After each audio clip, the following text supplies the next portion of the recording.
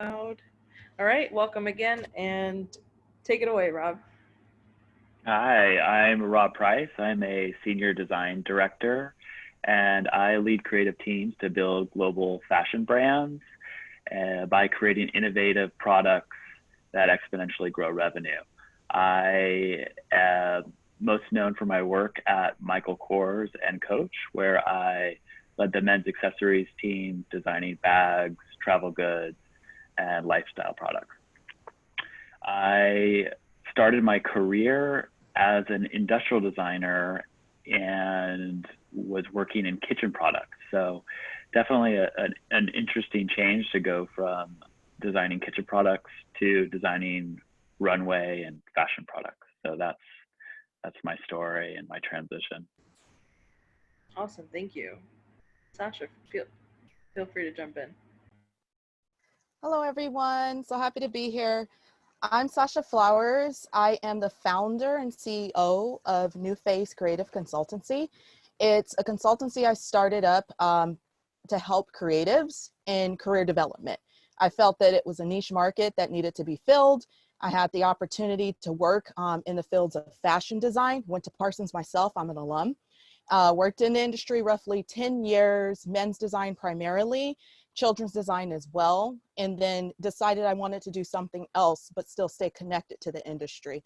So from there, with soul searching and trying to figure out what to do, I then ended up getting an opportunity at Parsons, actually the new school, and I worked under Marissa, which I love, in the career service team. And it was an alumni job where I got a chance to coach alum through all undergrad programs. So that was cool. But what I found was I was seeing a lot of fashion design students come back, I would say, out of all the other cohorts. And I found that to be quite interesting. So then from there, I was like, I really love this. I want to take on a full-time opportunity. I ended up taking on a success advisor role, working for Parsons exclusively, where I met with both BFA and AAS fashion design students. So I helped them with not just their academic planning, but also their career development planning as well. So I thought that was just an awesome opportunity. Then from there, I ended up going and working in HR for a small stint for Alexander Wang, where I was a creative talent manager. And I did HR, I balanced between HR generalist type of responsibility, so a lot of employee relation matters, as well as creative hiring. So that was in design, I would say, product development, tech design. I say design and design adjacent jobs. That's what I really like to say, jobs that are somewhat creative, but not really. So that's primarily what I recruited for. And then now my company. Excited to be here. Thanks, Sasha. Kate, you are next. I'm up. Hey, everybody. I'm Kate McCormick. I'm a brand strategist and writer, which basically means I help brands of all sizes, startups to big companies and nonprofits, figure out their story and their voice. And I actually started my career here at the New School. I'm a alumni of the Media Studies program, and I got a job as a student assistant in the Communications and External Affairs office as a publicist. Spent the first 5 years of my career working, doing PR for Parsons and Lang. I had no design sort of background, and I had aspirations of being a journalist or some kind of a writer. And so I wrote a lot in that job. I got to meet a lot of interesting people. I got to, figure out the interesting angles and talk about a lot of great student work. But I realized I wanted to do something a little more creative myself. And so after 5 years, I broke out on my own. I started freelance writing for whatever brands and companies would have me, and sort of realized that I was doing brand strategy and this, mostly rewriting websites essentially in the beginning of my career, and founded this small studio called Seafair Studio, which I still run. And then kind of shifted again. So I've had kind of two career transitions. Went back in-house at an agency, working first in account services, so really like project management and client management, something a little closer to PR. And then new business, and so doing a lot of pitching, and realized quickly again that it felt sort of similarly to PR, like I was using some of the skills that I really liked, but I wanted to do something more creative. And so I made that switch again to continue to freelance. And now I've been working with sort of a broad range of brands for a long time. A lot of my sort of specialty and what I really love since I've been at the New School is sort of helping small creative businesses figure out how to connect with people and how to talk to ultimately their customers and not often where I kind of meet them, which is where they're used to pitching funders and trying to raise money and trying to help people kind of translate that language that you use to start your business into something that helps you to grow your business. So that's me. Thank you, Kate. And Anna, you're up. Okay, thanks so much for having me. I'm Anna Szymanski. I'm a financial columnist at Reuters Breaking Views. So we're kind of like the opinion in finance, or the business and finance opinion section of Reuters. And I've always considered myself a writer. That's always kind of been my, my best skill. I was an English major in college. And so like a lot of English majors, I started in publishing. I had a number of different jobs, independent presses, academic presses, but honestly, pretty quickly realized I didn't really like publishing very much. It wasn't fun being poor in New York City. And it was mostly just marketing. I was in editorial, but everything's marketing. And that's great if you like marketing, but I didn't. So, so from there, I actually decided, okay, I'll go get a graduate degree because I guess why not when you're an English major and you have absolutely no idea what you want to do. And so I needed a temp job. And this temp job then ended up leading into an almost decade-long career in finance. I was hired on by this small family office. It was originally only supposed to be 6 months, but then they liked me. They realized I could do more, hired me permanently. And so, yeah, I was there for a while. And then when the president there started his own strategy at another firm, Oaktree Capital, he asked me to come over, kind of help him there. So I spent a period of time there, and I ended up, I really loved learning about finance and econ. I just found it so interesting. I ended up doing my CFA. I love studying. I love learning about these things. I did all the writing for the strategy.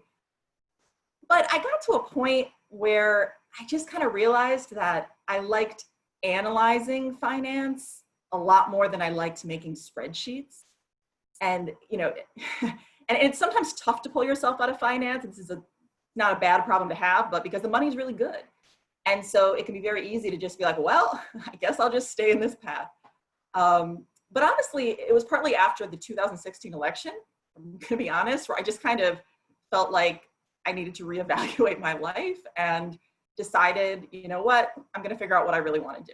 So I left without anything set, which I really wouldn't recommend. And first, I ended up actually getting on a podcast. Again, it was literally just a podcast I listened to, Slate Money. I saw that they were looking for a female co-host with a finance background who could come to their studio in Brooklyn. Their studio happens to be about 5 minutes from my apartment, which just seemed like a sign. So I just sent them an email, then ended up meeting the main host at a bar. We talked about sovereign debt for like an hour, and I've now been there for like 3 years. And so then in that period of time, I kind of tried out a bunch of different things, but then actually through the podcast, I ended up meeting the founder of Breaking Views. And that's how I ended up getting this job, being a finance journalist, which is frankly just kind of a very good mix of all of my skills.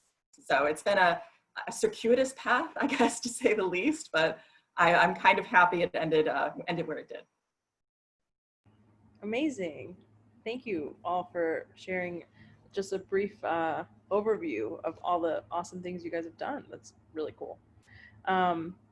Okay, so yeah, I was just gonna point to the chat function. If I know there's a bunch of students in here, please let us know what your program is and what year you are. And if you do have experience with being a career changer, that would be just helpful as we kind of go along and get a sense of who's in the room. Okay, and I'm gonna go ahead and okay, so I've got some questions. So I'm gonna go with Rob first, since you started us off, Rob. I'll ask you just 1 or 2 questions here, and then, yeah, and we'll kind of take it from there. So, as a design director, choosing and leading talent is at least as critical to your success as design strategy. Which is more satisfying and which more difficult? Well, leading creative teams is is definitely a challenge, but I've actually found it to be the most rewarding part of my career. And I, I think what's so incredible about creatives and thought leaders and designers, and I imagine most people on this call kind of fit into that category, is there's just an understanding of being innovative, being disruptive, using creativity as a way to move forward and evolve, whether it's products, whether it's process, or whether it's everything. So there's already a common ground there in terms of, how could we come together and make a change in a positive way? And I think in this climate of what's happening right now and so many different challenges that we're facing, it's such an incredible opportunity to bring creative people together as a way to reshape and build a better future. And I think we had talked about this on our call initially, is that there's really a design renaissance that's happening, or creative renaissance, in that there's so many challenging things that are happening, but so many opportunities are coming out of that. And the more we as creative leaders and thought leaders could come together and share ideas between different industries, it's going to be the opportunity to move forward and make some significant changes that I think are much needed right now. Yep. I hear that. Thank you. And what would you say led you to pick a role that required both of those skill sets that we just talked about? I guess the leading creative teams was never part of my initial plan. You just, as you kind of grow in your career, you take on more management. And I think the interesting thing, and this relates a lot to this career shifting, and is that when you approach situations with a way of using creativity as a means to make change and to create opportunity, it's a huge unlock. And if you think of it in terms of like just basic art school knowledge, and you may be a fantastic oil painter, but does that mean that you can't be a sculptor? I think there's a lot of the same thought process, and you just shift into some of these mediums, and I think there's more like adjacent opportunities to make shifts. And and kind of back to your question, like how did I get into this position of leading creatives, was just growing up through and kind of taking on more management roles. But the beauty of it, and where I've been able to learn from it, is if I apply the same creative process to actually managing teams, that was a way for me to kind of connect the dots in terms of, how do I take this process that's so familiar to me in terms of whether it's designing products, and then apply it to designing teams in a way, or designing how you work with the team. Thank you. Yeah. So I'm gonna shift over and just ask Kate just a couple questions here. You ready, Kate? Yeah, sure. Fire Okay. away. And forgive me if you touched upon this in your brief intro, but what ended up drawing you to switch from being a publicist to a brand strategist? Yeah, well, I guess, the short answer is that I liked everything about PR except for the most important part, which is the pitching part. I loved finding interesting stories. I loved creating content around them. I loved trying to get attention for things that I thought were good ideas, and learning about all the stuff that I got to learn about. But I didn't actually like calling people on the phone or emailing them and asking them for media coverage. And so I realized at some point that I didn't always want my final output to be like a press release or talking points or, some of this invisible shaping of a story, that I wanted at some point to be able to keep some of the pieces of work that I loved, but do something a little more creative that I could kind of put my hands on a little more. And since I liked the listening and the learning and the storytelling, I thought maybe I can figure out a way to do this for people in a little bit of a more concentrated and more creative way. And I mean, the other thing was that I was doing a lot of press for Parsons, like the festival, and a lot of people coming out of school at that moment who were launching apps. Like this was 2011-ish when I left the new school. So there were tons of startups. People were launching their apps and other types of like digital products. And I thought, you know, these deserve more attention than I can even give them as part of like the press release for the festival. And maybe if I do this kind of work, I can kind of help people, use my skills to help people like navigate that very early stage, figuring out how to connect with an audience and stuff. Yeah, that makes a whole lot of sense. And so how did you leverage your background as a publicist to then like sell yourself as being now a brand strategist? Yeah, I mean, it's all selling. It was uncomfortable to try to sell myself. Like, I think publicity was a good training ground for figuring out how to like figure out the angle, understand what's interesting to people, what's unique, what people might be drawn to. And so those skills were really transferable. That part was easy. The other piece is that I was at the time one of the new school's first community managers for like the Facebook page and the Twitter page. And at that point, the MySpace page, it was that long ago. And so I had this skill in kind of writing for digital that not a lot of people had at the moment. It was kind of like a weird thing that lived in a lot of different people's jobs, but wasn't usually one person's sole job. There's a lot more sort of like editorial work at that point. And so I took that and tried to like run with it and say like, I understand the business piece and I understand how to translate some of this design language to folks. And I also understand how to like write it in a way when you have a very short amount of space. At that point, I think you had double the amount of characters on Twitter that you have now. So I've had to up my game over the years. Yeah. But even then, that was like such a small amount of real estate to get an idea across. And so I really tried to take that skill and sell it as something that was going to end up being useful, which turned out to be true because we've moved more and more in that direction as the years have gone by. Yeah, absolutely. And then I'll ask you one more in terms of your degree, actually.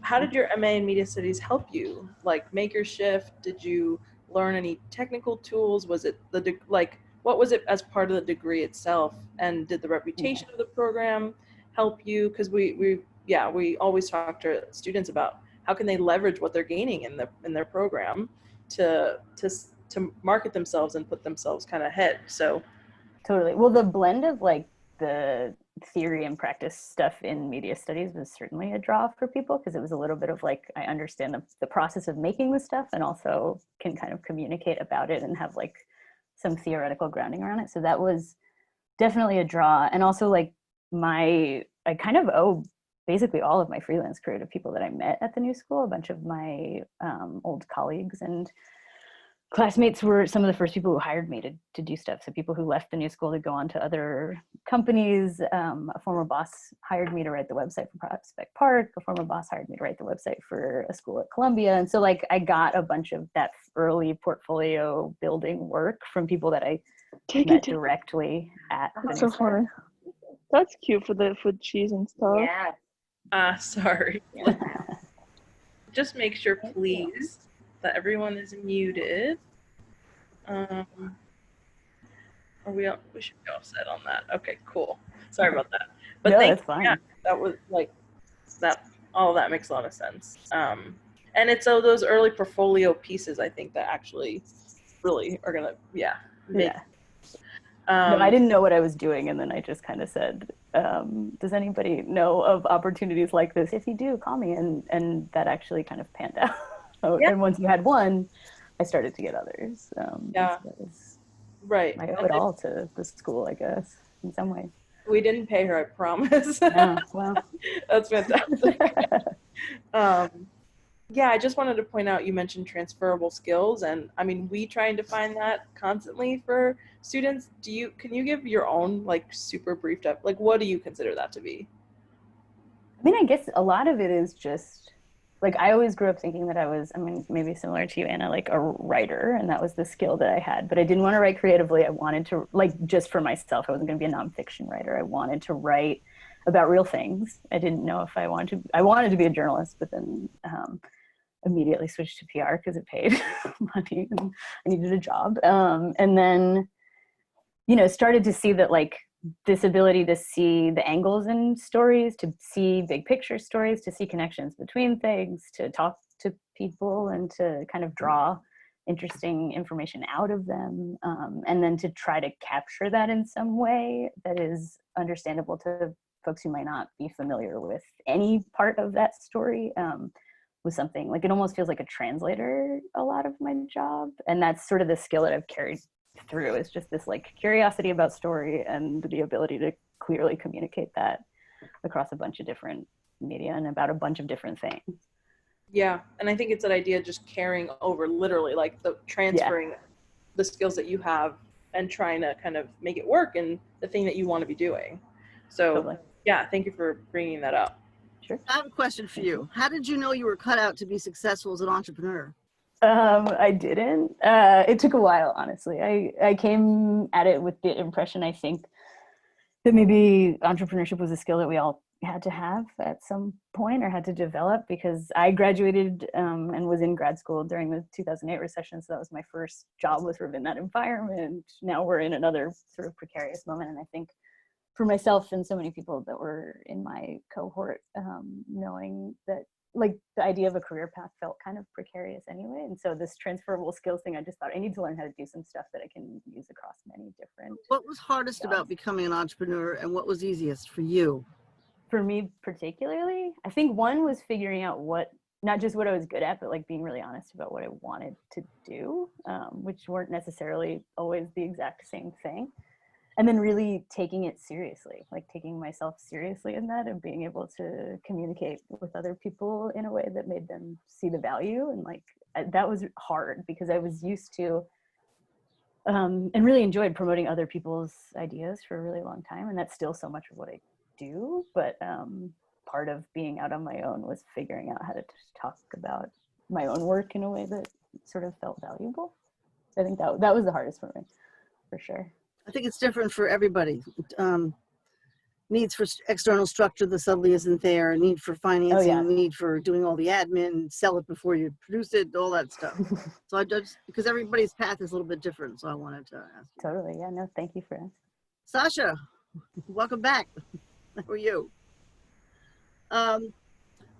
So what pulled you from fashion design, the field you were educated and trained for, and into career work?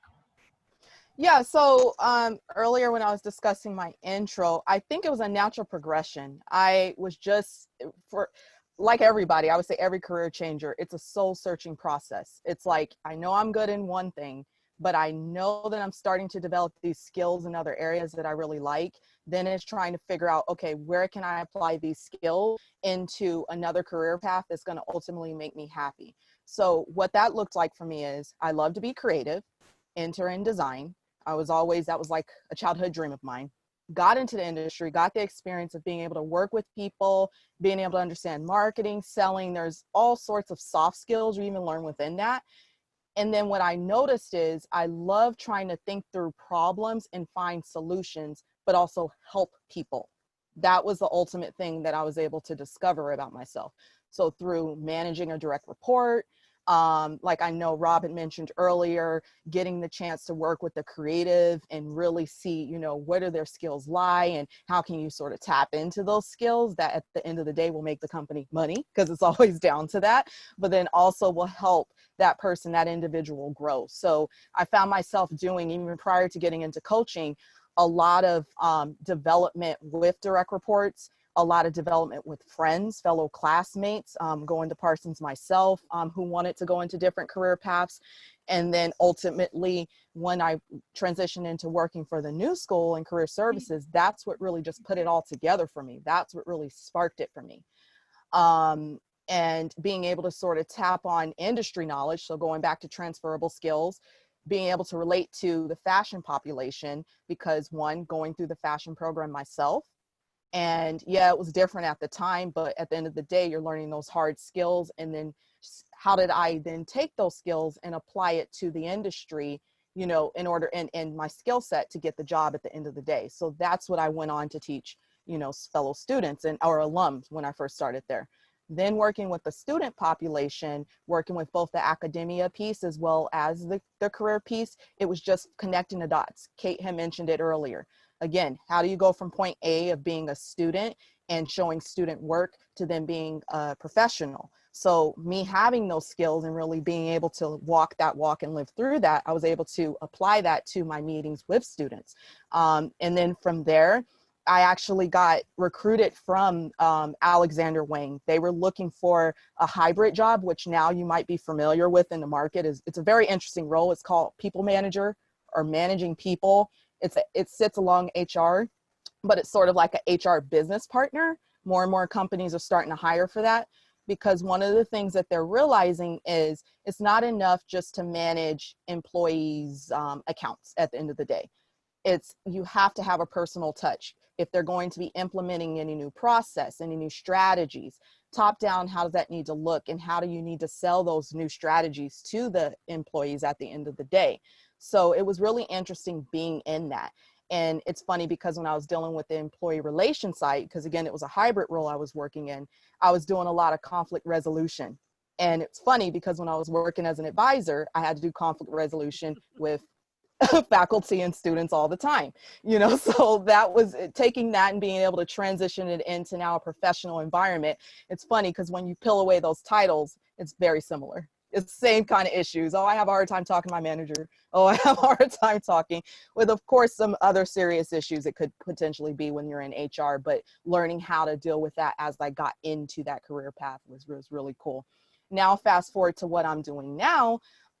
Again, it's all transitional. It's basically just taking all the skills that I learned throughout my years of experience and really just applying it to what I'm doing now and helping people. Because when I was recruiting, you can't do as much help like when I was working in advising. It's more just about, are you already ready once you come to me?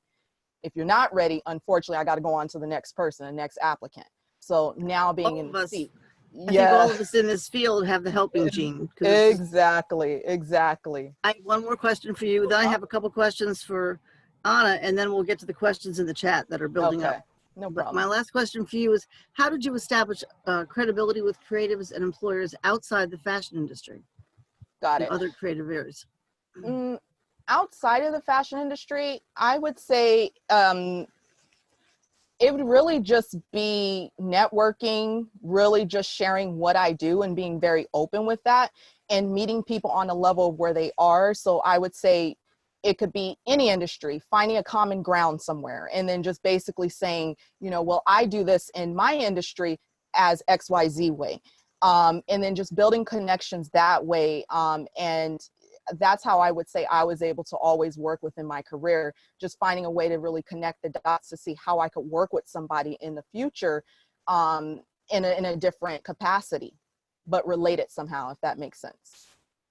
Yes, thank you. No problem. Hi, Anna. A couple questions for you. Your track and mine have the similarity of formal education in both English and finance and work history, including working with money and working with words. I really enjoyed explaining the drivers of financial success in book publishing to acquisition editors, but ultimately decided I preferred working more closely with people than the numbers. What triggered your switch from investment to reporting?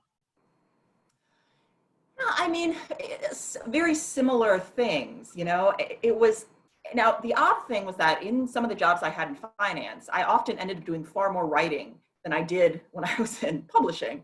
Oddly enough, because if you do have the skill to be able to write in a field where most people don't, it can be very, very helpful. That's exactly right. Yeah, right, exactly. But then I think you do also kind of get to a point where, especially like for me, it was that I was going to go down the track of the kind of, VP, PM, like that would be the role, the track that I was going down. And if I wanted to do that, I needed to really want to spend the rest of my life making models. Like that's what you do in that role, right? And so for me, I just knew it didn't feel right, which may sound kind of woo-woo, but it just didn't. And so I knew that fundamentally what I'd always wanted to do was be a writer. I didn't know if that was possible, but I thought, let's see what's possible, and that's basically how it happened. So what led you to pick a role that required both skill sets? It's funny. I didn't so much pick the role as the role kind of picked me. When I left Oaktree, when I'd been there, as I said, I was working on at Slate. I did a little bit of freelance writing. number of other things. But then I met someone who was running, you know, a financial journalism site. And I ended up talking with a number of the people there. And it was just one of those things where the more I talked to them, the more I was like, well, this is perfect. You know, it seems to be like such a bizarrely kind of perfect way that I could use all the skills that I had. But I can't say that I like sat there and figured out, well, I'm going to do this step to do this and this step to do this. No, I mean, honestly, it's kind of luck. We talk about career trajectories as sort of going this way. It's never a straight path. Right. You don't know how you're going to get where you're getting there. It just leads you there. But I think the thing about feeling something isn't quite right, it's then you got to figure out what it is that's not being fulfilled, that so you can go not just away from something, but what am I going towards? Right. And you seem to have made that transition happen. So thank you. I have two more questions for everyone. One is, did you have a mentor in your first career or your second, and how did they help, if so? Did we lose Rob? Did we? Is Rob still I'm here? still here. Good. Yeah, I'm still here. I only have like 5 people on my little side here. I don't care who takes that first, but who had a mentor? I just unmuted, so I'm happy to go through. And and I feel like I connect a lot with Kate and Sasha and Anna as well. And that there's not, we talk about shift as if it's like flipping a light switch on and off, and it's never that linear or black and white. It's always this sort of meandering that happens, and a bit of chance and serendipity and network and your own interests that kind of lead you into these what they call bridge work, I guess, as you make these shifts from one career to another. And I think mentors is an important ingredient in that stew as well. And the more you have these conversations with people that have had that experience or can relate, or some of the mentors actually are probably a great tool to use as you switch. So if you can find mentors that are in an adjacent industry or in the industry you want to go into and start to build that dialogue, I think what it does is it breaks away that wall that I think there's these silos for industry. And I think there's so many of these transferable skills that we're not even aware of that we have. And I think if we realize that a lot of the learnings that we have in our current industries that we want to change from are actually strengths that make us more unique in our perspective towards this industry we want to go to, it actually puts you in a position of strength rather than feeling like you're hitting the, shaking the Etch-a-Sketch and starting on this blank canvas. I think a lot of times the more tangential history you have actually sets you up for more success in these industries that you go into. So if you find a mentor in there, I think a lot of times they'll help reinforce some of that. So I've had mentors in my multiple kind of arc of careers, and try to have as many as possible, because I think there's mentor sounds like this Gandalf kind of character, but I think you could have these different levels of mentors, people like even below you and above you and to the side of you, and just people that it's kind of a network of community that you could ask advice and talk to as you're growing. Thank you. Anybody else have a mentor? Sure. I just wanted to piggyback off of Rob. I definitely agree. To add to that, I would say just remain open to conversations, because you never know who you'll meet by chance, who will inspire you to do whatever you want to do, trying new things.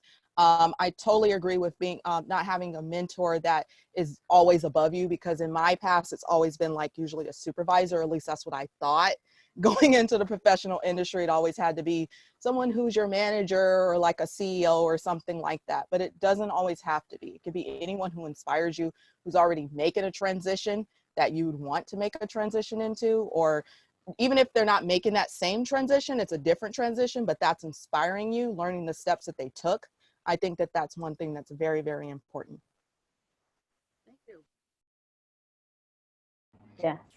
I also had mentors pretty much throughout, both in school and in career. And I think the thing very briefly that they did for me was often give me permission to go after things that I maybe wanted, but didn't necessarily think I had any business doing. So when I switched to do that agency role as an account person, it was because I wanted to work on the account that I was working on, which was Planned Parenthood, but at the time I had zero political experience.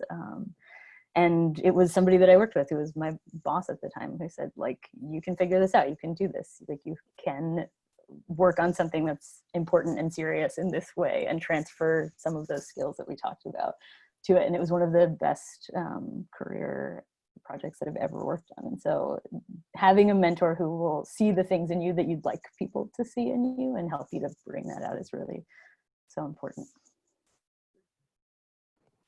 Yeah, I completely agree with that. I feel like I've had a few mentors in my life, and it was basically exactly that. It's like, I feel like a lot of people, and I feel like women in general, are kind of socialized to just want to do what you know you're going to succeed at because you don't want to fail. So you need often that outside person being like, no, just try it. And then it almost always ends up being like the best thing you've done. Thank you. I think we all go where we're comfortable. Certainly that's true for some men as well as women. It's harder to make the switch and do something completely different. And I agree with also something Rob said about it not being linear. So there's one book I'd recommend for career changers called Working Identity. It's by Ermione Ibarra, Ibarra. It's in paperback on Amazon. And she's really good at discussing how to do it. It's not linear, and how it's one step forward and two steps back, and it's meeting people and it's trying out the roles. Really helpful book. So it's Working Identity. So in answering that question, some of you have given us a piece of advice. My last question is there one piece of advice you would like to give people to take away who are in the process of changing careers or contemplating changing careers that we haven't asked in a specific question? Best advice, anybody? I'm happy to jump in and give some advice. I think one thing that's very daunting when you're trying to shift into a new career or even leave school and approach a career is kind of back to what you had said, Carol. It's this very linear way of doing it. And I think there's this assumption that you have to have this really polished resume, and for you designers and creatives, you have to have this portfolio that, there's these hurdles that are set up that stop you from really being nimble in this process. And I think if there's a way to not have to go through the job boards and the applications, I think a lot of that stuff is really overwhelming, and sometimes there's not a lot of results that come back. If you apply to 100 jobs a day and you don't hear back from them, that kind of really it's emotional, and you kind of, as you start to think about these different careers and applying for jobs, you get excited, you start to visualize what that could be, how you marriage your values with that company. And I really think it's kind of back to some of the points that, like, I guess Kate had talked about earlier, is just sort of trying out these little baby steps towards things, and having these conversations and just approaching people through LinkedIn or your own network, and just having these conversations, I have always felt lead to more opportunities than having that perfect resume and perfect LinkedIn. Like, I think all of those things are important, but I think those should be malleable in a sense, so that you could craft them towards these different opportunities you're looking at. Because if you go at it in a very structured way, it limits you. And I think in this day and age, and especially with COVID, you want to be open to opportunities and approach it in a very creative, not traditional way. I definitely agree with Rob and everything that was said. I would say for me, it was an emotional roller coaster, trying to really figure out where I want to be. And, you're still always on that path. I think every panel on here would be like, yeah, I'm happy where I am, but maybe what does the next 10 years look like? You're always looking at a way to try to evolve yourself. And I think the biggest thing that was stated here is, yes, it's not going to be a linear direction. It's going to be all over the place, up and down. You're going to try funny things. Like at one point I was working at a cerebral palsy center because I was like, I just want to help people. I don't know what that looks like, but it was totally opposite of what I was doing. But at the the end of the day, I did learn some skills there. Having those info sessions, having those exploratory conversations with people that you just, connect with. One of the things that I'm even trying to get better doing on LinkedIn is not just sending the private email messages. I would also say make sure that you're present in those actual conversations that and posts that people are posting. Join those groups and make sure that you are stating your opinion right along or sharing projects. One of the things for all my fellow designers out there, I see people starting to do is they're seeing that within sketching, fashion design is moving 3D because you don't know what shopping is going to look like in the future. So if you know any 3D CADing, I've been seeing a lot of artists put their 3D work up there or just highlight their portfolios in different ways and say, this is what I'm great at. So people are starting to be a little bit more visual and they're being super creative at the way that they are approaching people from the day to day. So I would say just take this time to really, if I could leave off and say, meditate, just take some time to really think through what do you want to do, journal out what you want, just journal. And then figure out how to get there. Make that action plan step. That's what I usually work with my clients in doing. And just know that everything is trial and error. The first time is not usually always going to work. You're lucky if it does. That's it. Thank you. No problem. Another word from Kate or Anna before we go to the questions that are in the chat.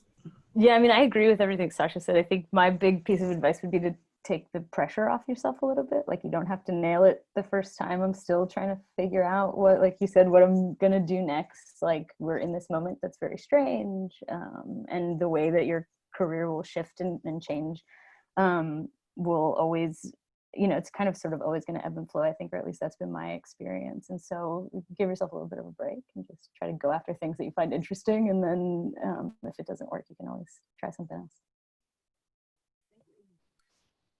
Yeah, I agree with what everyone says. The one thing I would say is I've done a bit of hiring in my career, and I will say that I normally would look at a resume for about 5 seconds before you know if you think it's someone you want to really talk to or not. So don't spend a million hours on your resume. Make sure it's reasonably good. A few things jump out, but like, don't waste time on that kind of stuff.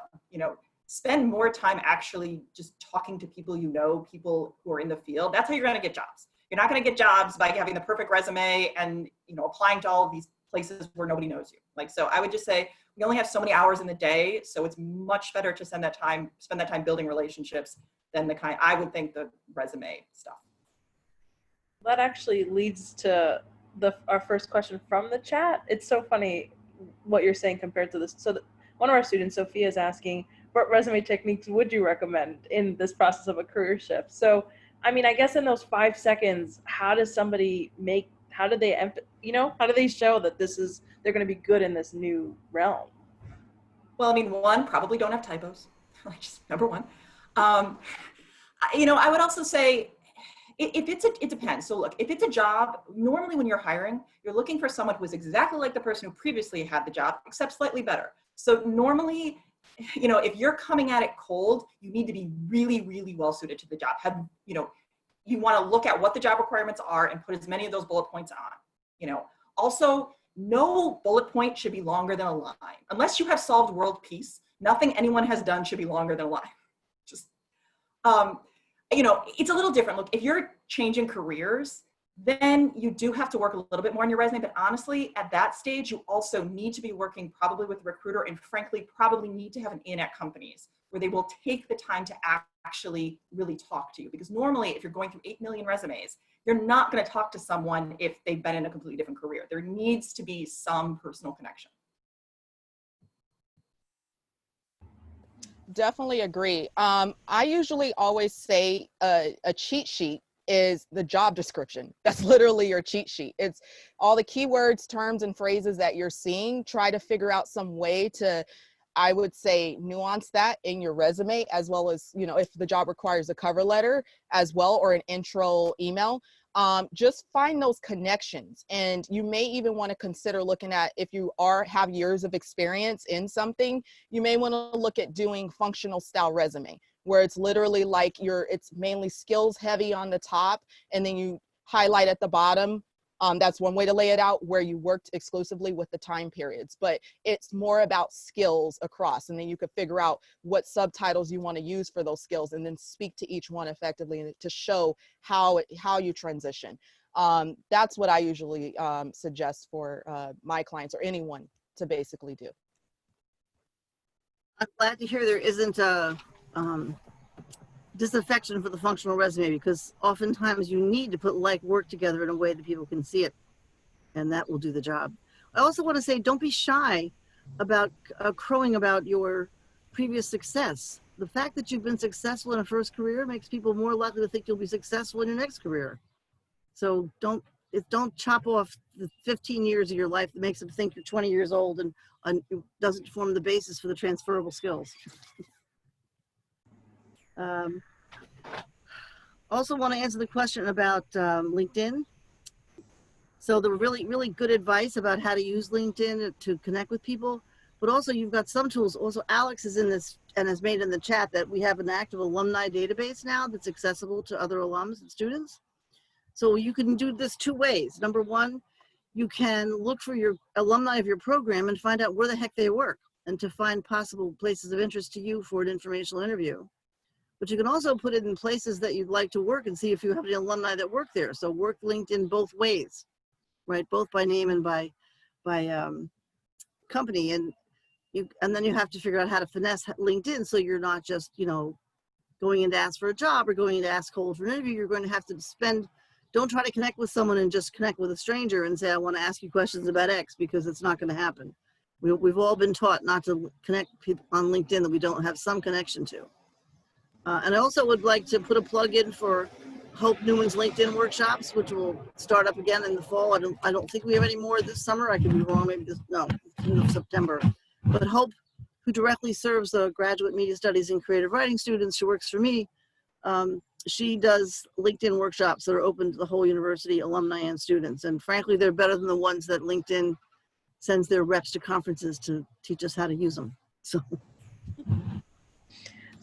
I'll jump in here with a question from Paul. How would you advise recent grads whose career plans and skill sets have changed during their education, but not necessarily after working in an industry for a lengthy amount of time?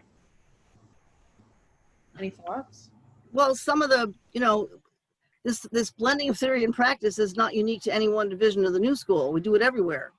So the fact that you're changing field, are you going to use all the transferable skills, which are gaining some theory and some ideas about the new work you'd like to do that evolve while you're here? And then ideally you were doing projects in a studio with a client, in an internship, in an apprenticeship, in a volunteer gig somewhere to start to get your feet wet. We know you don't have the level of experience of someone that started there, but I will say employers sometimes, they're just trying to find the replacement just like the last person, but sometimes they're really looking for someone with a different mindset to bring in some innovation and new ideas. So some are more open than others, and some industries are really hard. Pharma and finance are tough.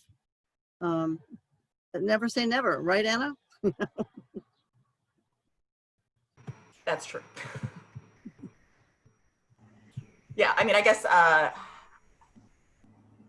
would say definitely, when you're talking about like potentially skills or interest changing when you're in school, I think that's just totally normal. I mean, as you said, like, yes, there are some, but there really are very few career paths that are going to say, well, you haven't done this since you were a freshman or something. So, we won't consider you. That's one instance where definitely don't put that much pressure on yourself. Yeah, schools, I would say being a student with zero experience, well, I'm not gonna say zero experience trying to work. Of course, do your internships, but being a student is like the best time because you can reach out to anybody and say, hey, I'm just looking to get my toe in the door just to learn a little bit about what you do and build up some experience on my resume. I'll do it for a little bit amount of money, so I think that that's the easiest time. I feel it's once you've worked in an industry for a little while and you're transitioning out of that industry and you're trying to you're almost starting back at zero, depending on how much transferable skills you have.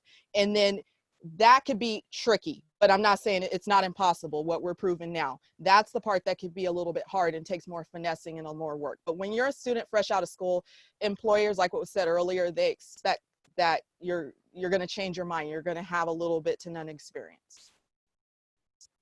I want to answer a question. Go ahead. Sorry. Go ahead. Rob. Oh, yeah. I was going to piggyback off of Sasha. I think that's just such a great point, especially with the audience being primarily students. you guys actually have an incredible advantage over a lot of people that are maybe furloughed or let go out in these different industries right now, because you come in with less experience and less, you know, kind of, there's less of an expectation for a higher salary. So I think a lot of companies are being much more lean around what's going on with their finances and looking for people that could come in and breathe fresh air, like a younger perspective, and, you know, not come in with these like 10-year veteran salary requirements that some people would have. Some of our students, of course, are coming in with a second career training that have 15, 20 years experience, so they're not all young. They're just, there's a mix, but it's a good point that there's more flexibility. And that's one good thing about being, I think there's still more social mobility in this country. You don't have to, you know, be the same profession as your parent. We don't have guilds. We don't give you an exam when you're 11 to find out if you're college material. People can move. So a lot of times we work with alumni for life, and I see people who are 35 and 40, and what satisfied them when they got out of grad school 20 years ago no longer does. They've got to pivot. So the expectation now is a lot of us are going to have more than one career. I think I'm on my third, but of course I'm ancient. I'd like to answer Angelica's question here about, she says she's feeling very confused as to what path to take. I want to make sure you all know about Focus 2, which is an assessment instrument that we pay a fee for, or you can do it for free, and the instructions to sign up for that to explore career paths is on the careers page. And you just go and sign up, put a password in that they give you, and then you can take this assessment tool and then talk to your academic advisor about what the results are. I mean, nothing says, here's what you should be, but you'll get some hints about things you might not have thought about and some idea about direction. And that's the formal path. And the other way, of course, is to keep talking to people who already work in the part of the fields that interest you, and find out, you know, what floats their boat, what's attractive about it, and see what resonates with you. It's not a quick process. Career change can take a while, but you want to do it once, at least once at a time, and very thoughtfully. So, and again, don't be hard on yourself. We all have possibilities to be different things than we are. So I would just add that I would say, like, you probably won't figure out what you want to do by thinking about it. Like, you figure out by trying things, and sometimes you realize, wow, I really hate this. Or you think, oh, wow, I actually would never have thought I liked this. So that's the one thing I would say is just try things. I'll find, and also the more you try, the more you actually meet people. You know, that will often be more effective than kind of just stewing about it. Stav, you have a question in the chat about, is it possible to get the contact information for the panelists? Did it already. Aha, okay, thank you. I didn't scroll all the way down. I'm just trying to go back to where we left off. And Alex, thank you for the LinkedIn group for the new school. Yes. There are also other subsets for the various programs in schools, not just one big LinkedIn alumni group for the new school. This has been lovely. I'm trying to see if there's any last questions that have come up. I think we're looking okay. Oh, look at Marissa's great point. Take action, bias to action, part of the Designing Your Life methodology. That's another program that's in place here now for undergrads, right? Yeah, I had a really loud laugh out loud when she said, you're probably not going to figure it out from just thinking. I'm like, I know, because that was me. And I thought long and hard and mentally changed my major every month in college. So yeah, you definitely have to have the experience. Thank you, everyone, by the way. This has been amazing. Thanks, Marissa. So, anyone want to offer a question they didn't put in the chat, or? Yeah, I mean, and we still can, you have a minute at least till we're officially wrapped up, and then if anybody wants to stick around. But this has been truly so lovely. Oh, we have a shout out for Sasha being a great academic advisor. Thank you, Victoria. That's amazing.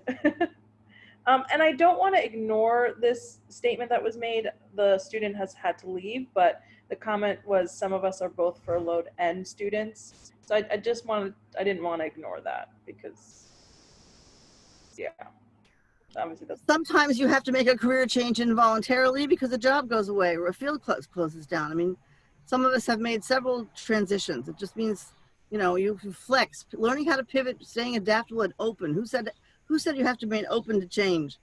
That is so hard to do and so absolutely critical to make any kind of a career change. So true. I just wanted to kind of say, you know, you're not alone. There are tons of people out there that have been furloughed during this time, and furlough does not mean promise. I will say that from companies. So even though you were, there's a difference between layoff and furlough. Furloughed is when they say, oh, we can bring you back once everything goes back to normal, but that doesn't mean that things can't shift and change. So I would say during this time, be as proactive as you can.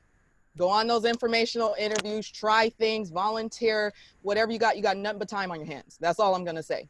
And make sure you, if you can do unemployment, do unemployment. Yeah, that's what you have to do to make ends meet right now. And I would just say remain agile as much as possible.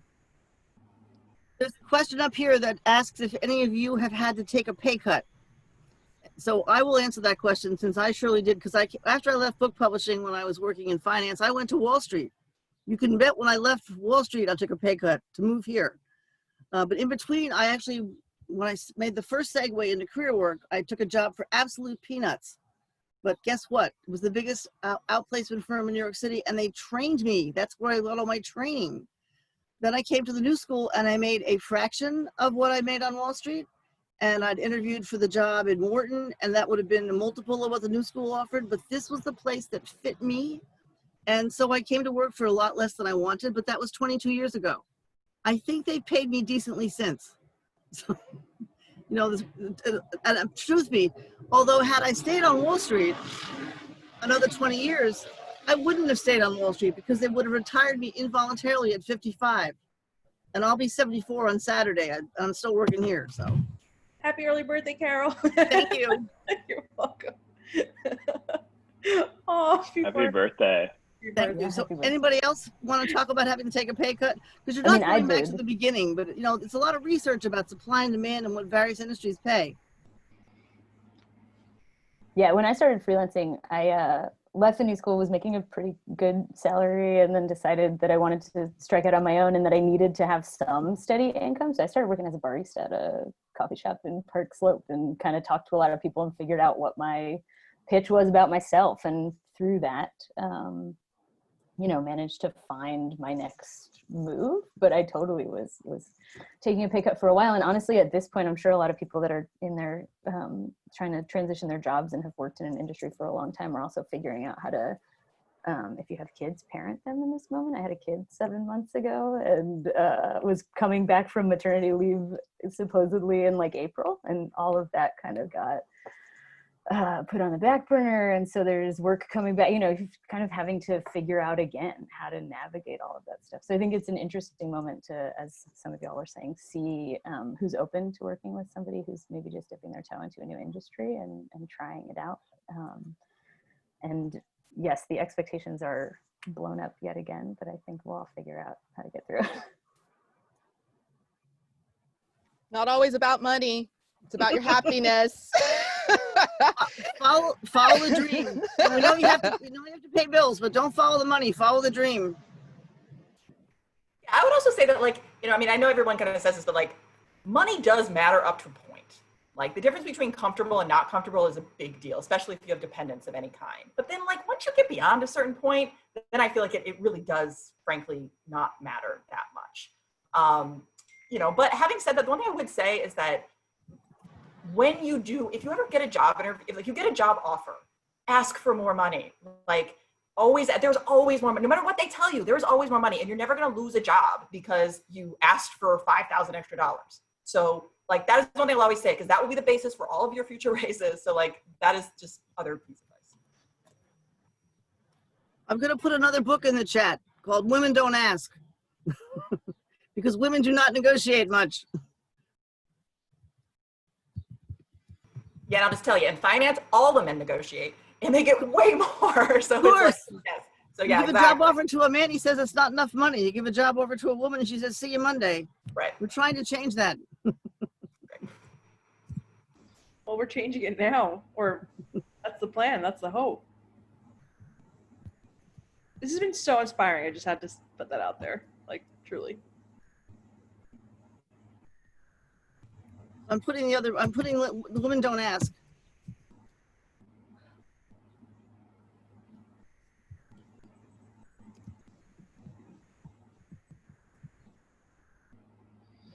Well, I mean, if there's no other burning questions at the moment, any final thoughts from any of you, Carol included? You all have experience in this.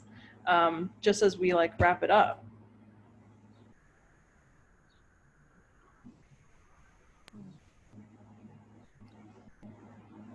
I think it's, you know, without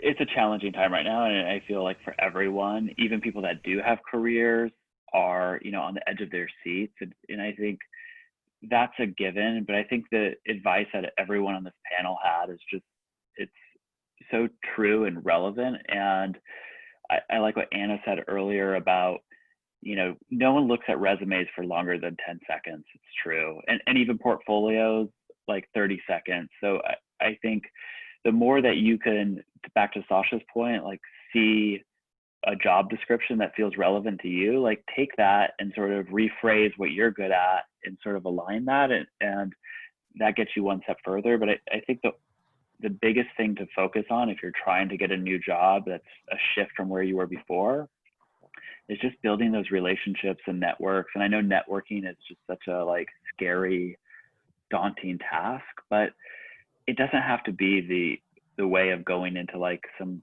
kind of, you know, bar event and trying to schmooze. I think you could do it in such a way that works for each and every one of you. So whether it's just emailing or messaging or DMing people on Instagram, I think there's just such different ways of networking these days, and building rapport with the community that really, you know, sets you up for where you want to go. So that's my parting advice. And you know, I wish everyone the best of luck, and feel free to reach out to me. And it was great being on this panel. Everyone else was like, had such a wonderful perspective. And I think each of their points of view is so relevant in terms of what you're doing. Don't focus on the resumes and the LinkedIn. I'm the resume witch. I'm a big deal about resumes, but I endorse everything that has been said here. It's about making the connection. Yeah, networking. Don't have typos in your resume. That's an automatic next. And there are ways to showcase your transferable skills, but this is not that workshop. Yeah, and I appreciate what's been said too about like, if you're an introvert, you're going to find different ways of connecting than if you're just naturally going into places and making friends every 5 seconds. Like you can make it work for you. I really appreciate that comment. Just to leave off, oh, sorry, go ahead, Carol. No, I just put in the chat, my one piece of advice, if you do have a job right now, even if you want to change, buckle in and hang on tight, because we have no idea what the new normal is going to look like. So you need to do your job search preparation. I don't recommend what Anna did in this market, to just leap unless you have private income, because you need to pay your bills and not have to just jump at something to get income again. So. So true. I definitely agree with that. I did that too, Anna, a while back. Won't do it now, but I did it before. Yeah, so I would just leave off and say, you know, life is a journey. Finding your career, your niche, your stick, everything is a journey. So I would say, you know, I would back up everything that everybody said. And I would say just be patient with yourself, trust your instinct. And even if you're not getting the callbacks and looking for a job right now, brush up on any skills that you feel are needed. Read more, do whatever you have to do. If you're creative, get inspired. Now they're starting to open things back up. I would say be, you know, leery on how you go out there and do stuff. Of course, protect yourself, but find ways of getting inspired again. Robin mentioned earlier, connecting with other creatives. I think that this is definitely the time for that. Pay attention to what's happening politically. What can you do? What can you do to make a difference if that's your thing? So I would say just really use that. And again, anything that you're doing, all of that can be experience that you apply to your resume, or not even to your resume, to your intro write-up about yourself. You know, really think about how you're going to sell yourself, sell your story, and how you survived this whole pandemic. That could be a beautiful story at the end. So again, you can find me. I'm at NuPhase Creative. That's NuPhase creative.com. If you want to reach out and just ask me a question, totally fine. I also offer a free consultation for 20 minutes. If you want to work with me, I'm more than happy. Any creative. Thank you guys for having me. I appreciate being here. Thank you so much, Sasha. And everyone. This is fantastic. Very helpful. Thanks so much for your time, panelists, Thank you and your all. sharing your interest. Yeah, this was lovely, and everybody stuck by.